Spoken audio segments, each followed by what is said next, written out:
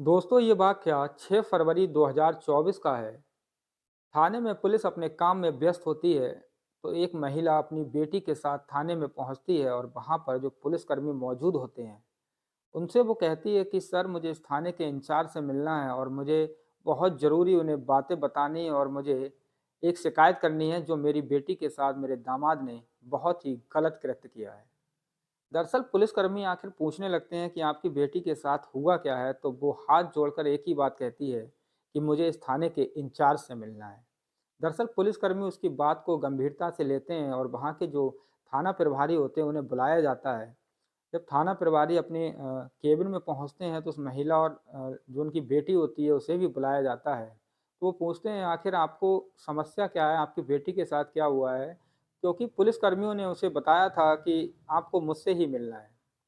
दरअसल वो महिला बताती है कि ये मेरी बेटी है और मेरे दामाद ने इसके साथ एक ऐसा कृत्य किया है जो रिश्तों को शर्मसार कर देने वाला है। दोस्तों, क्राइम की सच्ची घटनाएं तो आपने बहुत देखी होंगी, सुनी होंगी। तो किसी घटना में कोई पति अपनी पत्नी की हत्या करा देता है अवैध संबंधों में, तो कहीं पत्नी पति की हत्या करा देती है। ये कहानियाँ बहुत हमने देखी हैं, सुनी हैं, लेकिन इस कहानी में कुछ अजीब ही होता है और ये कहानी एक सच्ची घटना है जो मध्य प्रदेश की है और इस कहानी को जब आप सुनेंगे तो आप भी हैरान हो जाएँगे और आपके भी पैरों के तले से ज़मीन खिसक जाएगी। दरअसल इस पति ने इस पत्नी के साथ आखिर क्या किया था, इस कहानी में हम आपको बताएँगे। इस कहानी को दोस्तों अंत तक ज़रूर देखें। तो नमस्कार, मैं हूँ आपका अपना रविंदर गंगवार और मैं आप सभी से एक रिक्वेस्ट करना चाहता हूँ, निवेदन करना चाहता हूँ कि दोस्तों अगर आपने हमारा चैनल सब्सक्राइब नहीं किया है, तो प्लीज़ हमारे चैनल को सब्सक्राइब ज़रूर करें और हमारे चैनल का हिस्सा ज़रूर बनें, परिवार का हिस्सा ज़रूर बनें और लाइक और कमेंट हमारी वीडियो से करते रहें ताकि आपका प्यार हमें हमेशा मिलता रहे। तो दोस्तों हम चलते हैं इस कहानी की ओर। इस कहानी में आखिर हुआ क्यों था और इस महिला के साथ उसके पति ने किया क्या था। तो दोस्तों इस कहानी की शुरुआत लगभग होती है 6 साल पहले और ये कहानी मध्य प्रदेश का एक ज़िला है मुरैना। मुरैना में एक थाना लगता है माता बसैया और माता बसैया क्षेत्र में एक गांव आता है खेड़ा। खेड़ा के एक खेत में इस महिला के साथ एक घटना होती है और वो होती है 6 फरवरी 2024 को। दरअसल इस लड़की की शादी 6 साल पहले कमलेश नाम के व्यक्ति से की जाती है जो मुरैना ज़िले का ही रहने वाला होता है।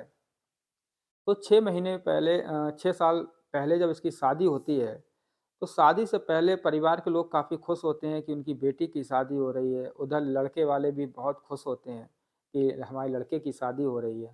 शादी हो जाती है और दुल्हन बनकर ये महिला कमलेश के घर पहुँचती है और एक अच्छा जीवन जीने लगती है। जो कमलेश होता है, वो मज़दूरी का काम करके अपना जीवन पोषण कर रहा होता है, जीवन को पाल रहा होता है, अपने परिवार को पाल रहा होता है। तो ये जब महिला इस घर में पहुँचती है, तो घर में खुशियाँ आ जाती हैं, समय बीतता है। बीतते-बीतते 1-2 साल हो जाते हैं।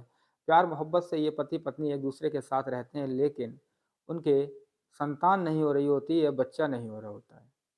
दरअसल ये जो कमलेश होता है, ये अपनी पत्नी की डॉक्टर के पास ले जाकर जाँचें भी कराता है। तो जाँचें जब की जाती हैं, तो जो उसकी पत्नी होती है, उसकी जाँचों में सब कुछ ठीक-ठाक आता है, रिपोर्टें अच्छी आती हैं, सही आती हैं। तो जो परिवार के लोग होते हैं जो कहते हैं कि पत्नी में जब कोई कमी नहीं है तो कमलेश में हो सकती है। तो कमलेश कहता है मैं ठीक हूँ, मुझे जाँच की क्या आवश्यकता है, मुझ में कोई कमी नहीं है, कमी मेरी पत्नी में है, जो मुझे संतान नहीं हो रही, मुझे बच्चों की चाहत है। दरअसल दोस्तों बच्चों की चाहत में धीरे-धीरे लगभग 6 वर्ष गुज़र जाते हैं और 6 फरवरी 2024 आती है, वो अपनी ससुराल गया हुआ होता है, तो उसी दौरान वो अपनी ससुराल से अपनी पत्नी को बुलाकर लाता है और बुलाकर लाने के बाद वो सरसों के खेत में एक जंगल में जाकर अपनी बाइक रोक देता है और गाड़ी को रोकने के बाद अपनी पत्नी को सरसों के खेत में ले जाता है और ले जाने के बाद कहता है कि हमें बच्चा नहीं हो रहा है और हमारे ये 2 मज़दूर दोस्त हैं, इनके साथ तुम्हें संबंध बनाने होंगे, शारीरिक संबंध बनाने होंगे और मुझे इन दोनों से बच्चा मिल जाएगा। तो वो महिला जो होती है वो इस बात का विरोध करती है, लेकिन जो उसका पति होता है वो मानता नहीं, उसे बच्चे की इतनी चाहत होती है कि वो अपनी पत्नी की बातों को याद नहीं करता है, जो उसने 7 फेरे लिए थे उसको याद नहीं करता है, जो कसम खाता है 7 जन्मों की उसको याद नहीं करता है। और वो उन लोगों से कहता है कि मेरी पत्नी के साथ ज़बरदस्ती संबंध बनाओ। तो जो अ, 2 मज़दूर उसके साथ के होते हैं कमलेश के, वो उसके ऊपर टूट पड़ते हैं और उसकी पत्नी के साथ जब तक शारीरिक संबंध बनाते हैं, दुष्कर्म करते हैं, रेप करते हैं, जब तक करते हैं जब तक उनका मन नहीं भर जाता है। दरअसल इस बात को जब वो महिला विरोध कर रही होती है, जब वो विरोध करने के बाद अपने पति से कहती है कि तुमने जो किया है, वो अच्छा नहीं किया, इसकी शिकायत मैं घरवालों से करूँगी, पुलिस से करूँगी कि तुमने बच्चे की चाहत में मेरे साथ इतना गंदा कृत्य कराया है कि ये मैं कभी ज़िंदगी भर नहीं भूल सकती हूँ। ऐसी हैवानियत का शिकार मुझे बनाया है जो मैं जीवन भर याद रखूँगी। दरअसल वो महिला परेशान हो जाती है और घर पहुँच जाती है। परेशान होते-होते वो अपने एक दिन मौका पाकर अपने मायके पहुँच जाती है और मायके जाकर अपनी पत्नी को, अपनी माँ को, माफ़ कीजिए, अपनी माँ को, अपने परिवार को अपनी आप बीती सुनाती है कि मेरे पति ने मेरे साथ 2 मज़दूरों से रेप कराया है, दुराचार, दुष्कर्म कराया है और बारी-बारी से सामूहिक दुष्कर्म कराया है। दरअसल वो महिला जो अपनी माँ को बताती है, उसकी माँ के जो आँखें होती हैं, वो फटी की फटी रह जाती हैं कि एक पति अपनी पत्नी के साथ ऐसा कैसे कर सकता है, ऐसे रिश्तों को शर्मसार कैसे कर सकता है। तो वो महिला जो उसकी माँ होती है, वो अपनी बेटी को कहती है कि इसकी रिपोर्ट कराई जाएगी और रिपोर्ट कराने के बाद कानूनी कार्रवाई कराकर इसे सज़ा दिलाई जाएगी। तो जो उसकी माँ होती है, वो थाने में पहुँचकर जो वहाँ के एसएचओ होते हैं, उन्हें यही पूरी कहानी बताती है कि बच्चे ना होने की चाहत में इसके पति यानी कि मेरे दामाद ने मेरी बेटी का मज़दूरों से रेप कराया, सामूहिक दुष्कर्म कराया।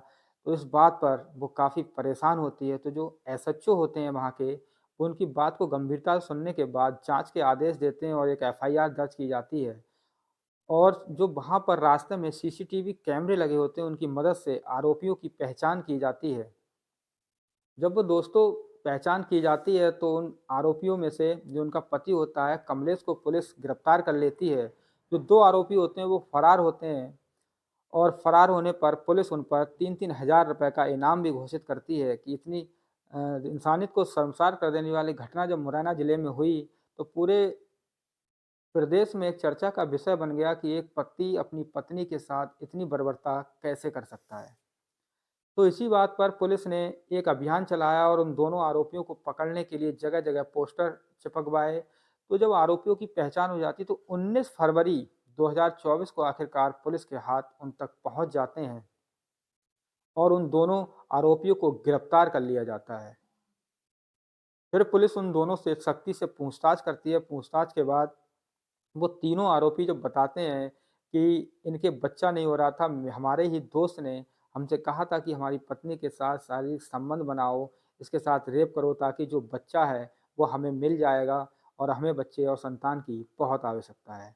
लेकिन जो इनका पति और उनका दोस्त होता है कमलेश, कमलेश उन दोनों मज़दूरों का दोस्त होता है।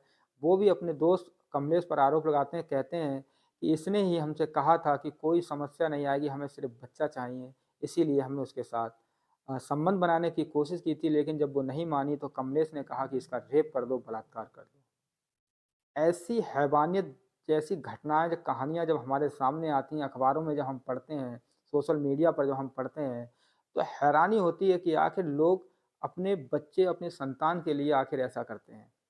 आज के समय में साइंस इतना आगे बढ़ गई है, अगर बच्चों की चाहत किसी को है तो डॉक्टर्स के द्वारा बच्चों को पैदा किया जा सकता है। तो ऐसी घटना को अंजाम देने से आखिर इन तीनों को क्या मिला? आखिर इन्हें पुलिस ने न्यायालय में पेश किया और वहाँ से इन्हें जेल भेज दिया गया। दोस्तों, इस कहानी को सुनाना हमारा उद्देश्य किसी का दिल दुखाना नहीं था, ना ही किसी को परेशान करना था, बल्कि आप सभी को सचेत करना था, जागरूक करना था। और मैं आपसे निवेदन करना चाहता हूँ, क्राइम की जो सच्ची घटना हमारे देश में घट रही हैं, इस चैनल के माध्यम से मैं आपके बीच में लेकर आता हूँ। और चैनल को अगर आपने सब्सक्राइब नहीं किया है, तो ज़रूर हमारे चैनल को सब्सक्राइब करें। जय हिंद, जय भारत।